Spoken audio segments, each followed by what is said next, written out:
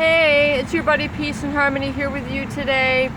More tools for how to effectively handle the psychopath or the narcissist. Once you have exposed these people, or you have an inkling, a feeling, a strange sensation that something is not right about this person, and you're now learning to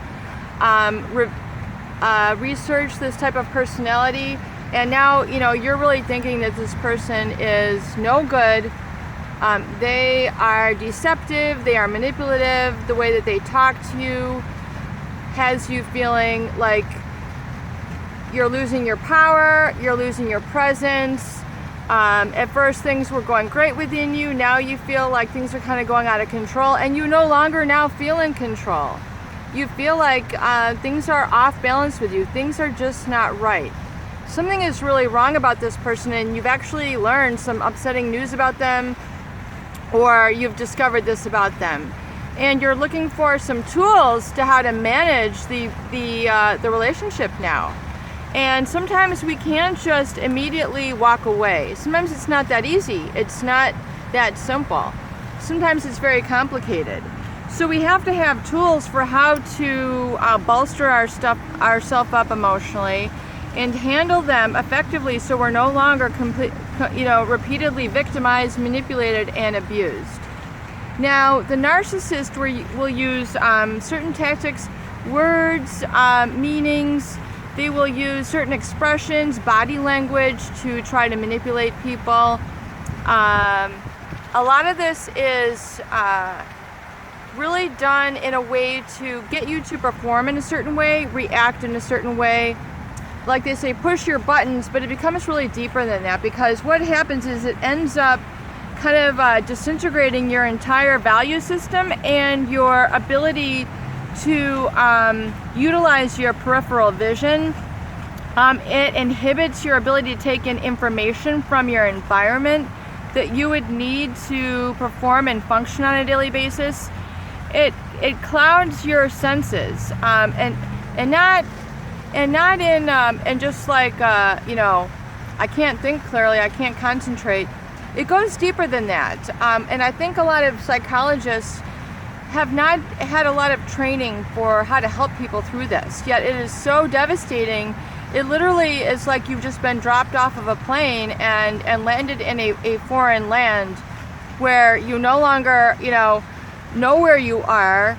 You're in a terrain that is not familiar to you. You're surrounded by people who don't really speak your language, and they seem to be enemies. I mean, they're holding a gun, they're very threatening, and they're out to get you. And that's really how it feels once you have really lived with, had a relationship, or worked with a narcissist or a psychopath.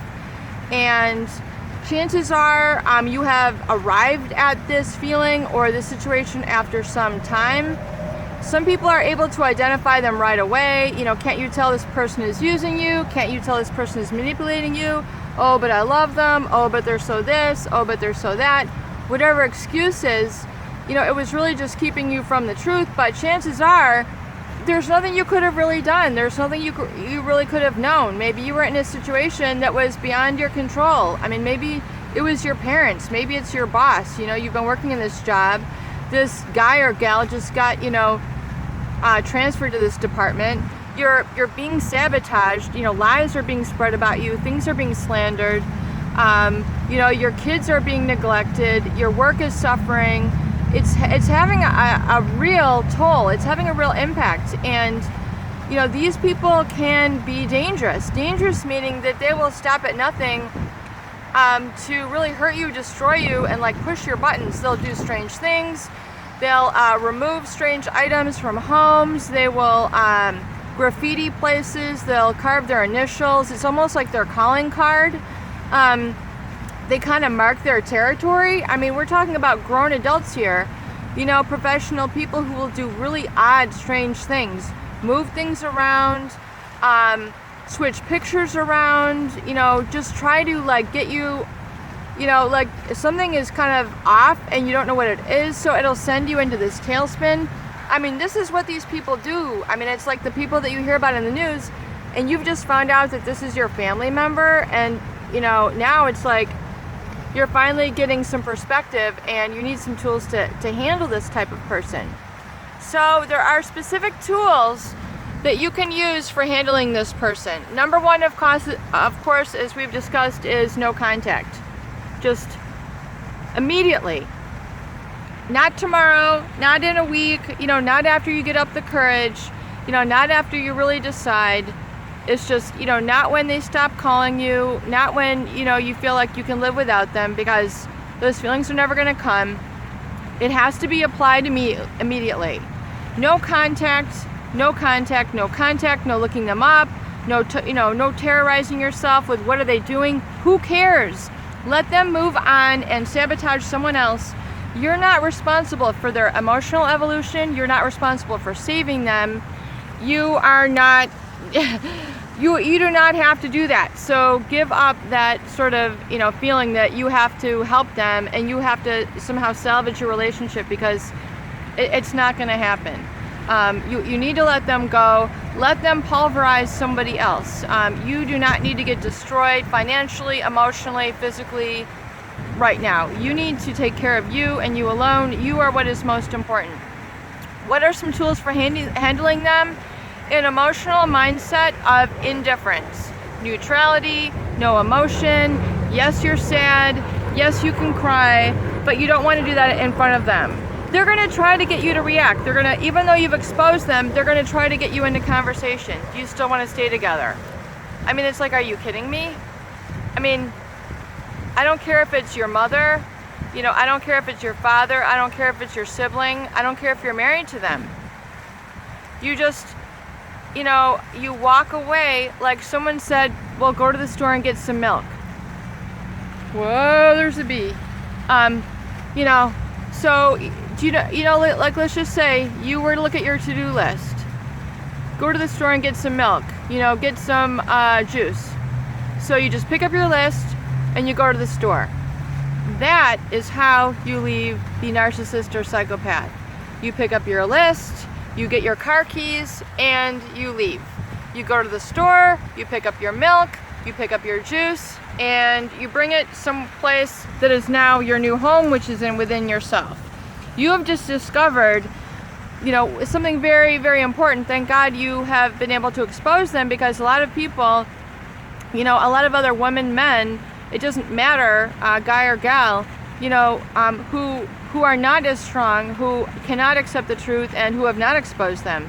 They're just like really, really, really green. I mean, they are not strong enough, or they will really, the person who gets remarried to them, that person's life is going to be ruined. It doesn't matter who they are. I mean, they are going to get ruined. It's just, you know better, you know the truth. You cannot oftentimes, and then if you're trying to save them, whoever their new partner is, and warn them and say this and this about them, let it go. It's not worth your time, it's not worth your energy, because these people aren't going to see it. They need to see it for themselves. You know what you know, and that's all you need. That is all you need. You don't need to have a sounding board. People aren't going to get it. And we've said here in this channel, until you've been victimized, until you've been brainwashed, until you've been conned, most people don't know really what it's like. They don't know kind of the depth of the perversion or the distortion that they try to create. And I think really a lot of psychologists, they really don't know either. Most of psychiatry is meant to deal with the neurosis, the PTSD, some of the bipolar and, the schizophrenia that are, on an inpatient basis. They really don't have a lot of this specialized training. It's kind of an esoteric knowledge. However, it is a very real tool that we need in today's society, because there's a lot of these people who are really finding their way to the tops of families, organizations, businesses, communities, and you have to, have the tools for dealing with them. So again, treating them like a stranger, not like, who are you? Again, we do not react to them in an emotional manner. We do not confront them. We do not explain ourselves to them. We do not justify our actions. We do not explain, defend, and justify. Again, we do not explain, defend, and justify. Even though that's natural, if you were in a normal relationship where someone doesn't have a personality disorder, you could say, you know what, or like a job, like, I just have to leave this job because I'm not making the money, or like, I have to leave this relationship, I can't do a long distance relationship anymore, or, you know, we're texting too much, I want to have a real relationship. Like, on a real relationship, like, there's communication channel, there's heart, there's this energetic communication. This is not the case with the narcissist or psychopath. There's no discussion. So, you do not need to explain yourself. You do not need to justify yourself. You do not need to defend yourself. You need to take action. You need to act. Specifically with the act of your feet and moving and walking away. Walking out, walking out, walking out. Just like Rosa Parks in you know, the march, was it in Birmingham, you know, when she no longer, you know, she refused to sit in the back of the bus. I mean, you just get up and you walk away. I refuse. This is not right. I don't care if you all are following this and this law or this treatment of this person. I'm out of here. I know better. I possess my intelligence. I know what I've seen with my own two eyes, and I know how I feel. You're not saying that, but you are acknowledging that within yourself, and you are coolly, calmly making plans, making changes, getting yourself and moving on. And you do it with your head held high, with a sense of distinction and awareness, and not of self-reproach, not of self-degradation, but saying, wow, thank God I've seen what I've seen. Thank God that I know the truth now. Amen. And then you give yourself actually a pat on the back, and you start to feel the power that comes from exposing them. And you begin to make your exit strategy, and you limit your communication. You use pattern interrupt. Pattern interrupt is when you change the topic. When you kind of change the brainwave pattern that you are involved in. You change the physical muscle memory, because when we're used to doing them, we have a muscle memory. There's a habitual way that our body goes into, a way of our emotions registering in our body when we feel that. You know,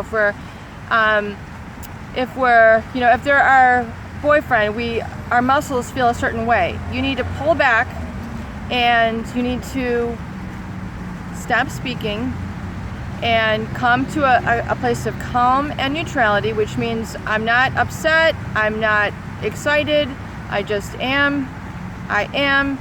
And you kind of look at them with a blank stare, a blank gaze. You look at their earlobe, and you just act like a robot.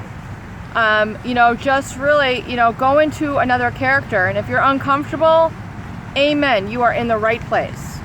Okay? So, you know, just the different, you know, things that they might say to you, you can add in the comment section. But for example, you know, do you want to stay together? Yeah. And you just, you know, walk away. Or, you know, if you're working with them in a work environment, and you have to engage with them, and you have to just deliver, you know, you place things in front of them and you just walk away. Or, you know, if they a pattern interrupt is where you kind of shake things up and you move your body, you know, or you just kind of change the subject a little bit. In other words, you know, I'm really sorry that, you know, I did this. And you go, oh my God, you know, and then you just like start to act like you're falling, or like your knee, you know, or you grab onto your back, and you know, you just go, oh, and then you kind of like walk away. A pattern interrupt is where you no longer are on the same question answer sort of line of discussion with them. So this is very often used, for example, if someone asks you a question, you ask them a question in response. And you take back your power and command of the conversation. In other words, you know, what do you want to do about the kids? And then you say, you know, I'm gonna pick them up. Do they get in the car? You know, and you just use put a response back that is just kind of common sense, not with like I'm stupid, but just use almost little questions back to them that kind of twist things around a little bit, but not to the point where it's like you're psycho. But for example, you kind of come at them in a whole different angle and a whole different positioning. More about this in future videos. I think if you want, I can do a whole video section on this and how to do a pattern interrupt. For example, you know, just try to create a different level of communication with them, and keep it really off topic. When they make a statement, just, I don't want to say make an off-color statement, but you make a statement that is really not related, and then you just walk away. You just keep going. So you're no longer connected to their discourse back and forth. It's a very effective tool. Try your hand at it, and try it immediately, and you're going to get some results. Peace and harmony here with you here today. I hope these videos help. Please share and subscribe for more great tools, videos, and discussions. Make it a beautiful day.